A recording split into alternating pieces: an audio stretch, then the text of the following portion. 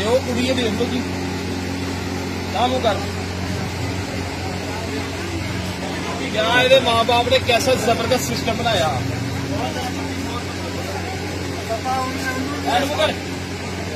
आ देखिए हम इहदा मुंह कैसा निकल अंदरों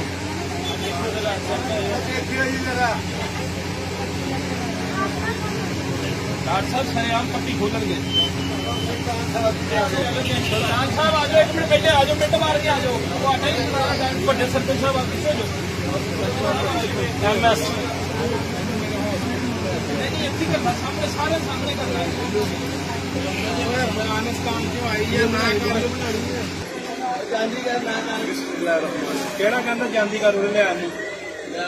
खड़ियो खड़ियो केड़ा कहंदा चांदी का रूल लिया नहीं मैं तो बड़े बड़े ऑपरेशन करके बंदे से ये देखिए अवाम के साथ कितनी ज्यादती धोखा हमारी सादा लो अवाम नमान और बच्चा बस जख्म राम आ रहे हैं सारे जख्मों तो नाम आएगा मेरा बच्चा रोना नहीं है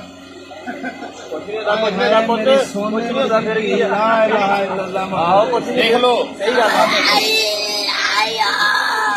सबर कर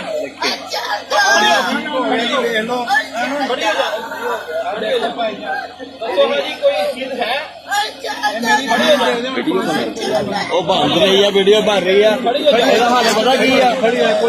नप के रखो यदि माई आएगी ना तो नपियो फिर रखो बेटा कुछ नहीं आपको कुछ नहीं कहना तेन कुछ नहीं कहना जिन्हें तेरे पट्टी की है ना उन्होंने कहना वा ठीक है जी ठीक है